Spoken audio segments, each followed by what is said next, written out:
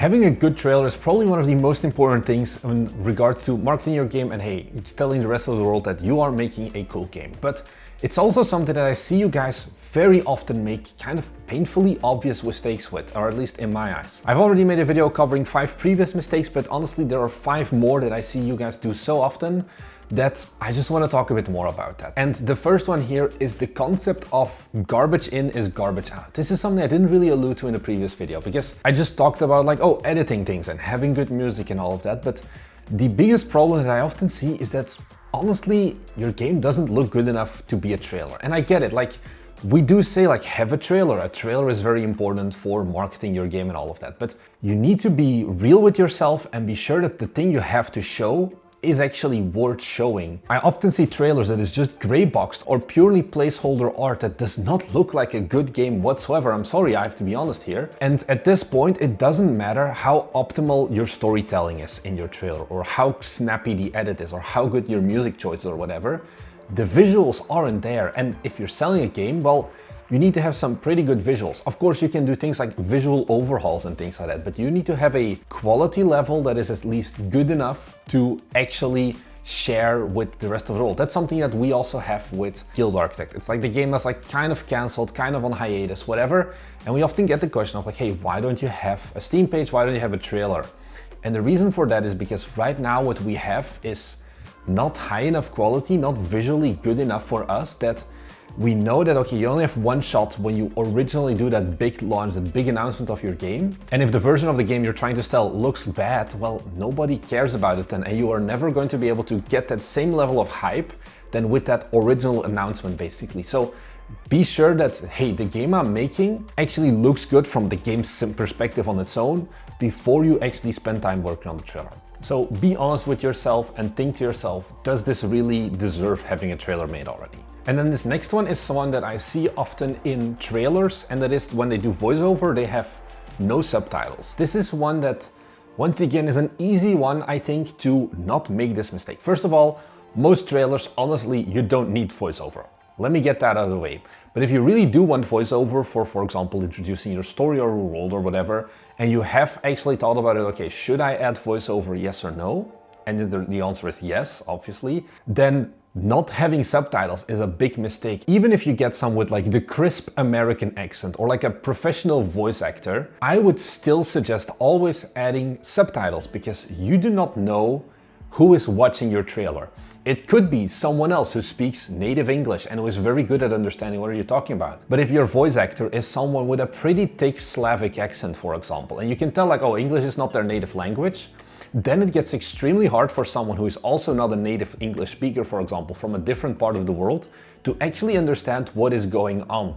And having subtitles is probably, it takes like 5 minutes to add that to your trailer. Premiere Pro even has like automated tools for adding subtitles pretty quickly and solutions like CapCut.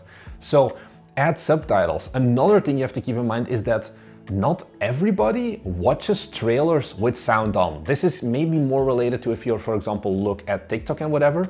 A lot of people consume YouTube and consume videos and all of that, and especially short form content, without sound or with their sound basically super low. And that is why subtitles are so important as well, because it allows people to still understand what is going on, even if they can't fully hear the dialogue, basically. Don't rely on YouTube's built-in captions. If you're making a trailer, it's gonna be shown on multiple platforms, not just YouTube, but for example, also on Steam. Always add subtitles.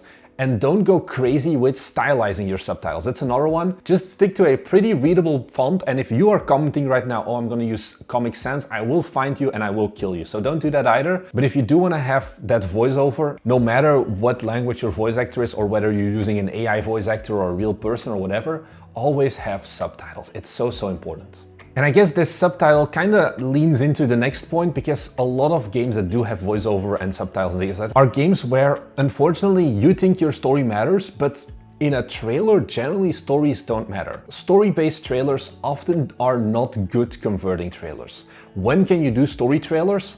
When you have enough budget and when you're a large enough studio to have multiple kinds of trailers. You have the gameplay trailer, you have the cinematic trailer, you have the story trailer, all of that. But unless you're making something like a Life is Strange or a visual novel where story is literally basically the only reason you play the game, I wouldn't suggest including basically anything about the story of your game apart from the simple reason of being. Like, why are we here? Why do you want to play the game? It's like, oh, you're escaping a laboratory or you're breaking into a certain like rich guy's house. But don't do things like lore dumps of like, in the beginning, humanity like reigned supreme and all of that. Don't do that. Nobody cares about that. You only have, once again, for your trailers, I would say between 45 and 60 seconds if you want to do good short trailers that convey the meaning of what is my game gonna be about. That is not enough time also to really do a good mini condensed story. And I think you're much better off just focusing on the gameplay, because also this is something we've seen before where almost there's this player perception of trailers that focus purely on the story and on visuals and things like that, often serve more as filler of like, oh, there's not enough game yet here. I think a big thing to keep in mind here as well, that you need to have the ego to understand that you are not a hooded horse game or whatever, or some giant IP, giant marketing and branding behind your studio already.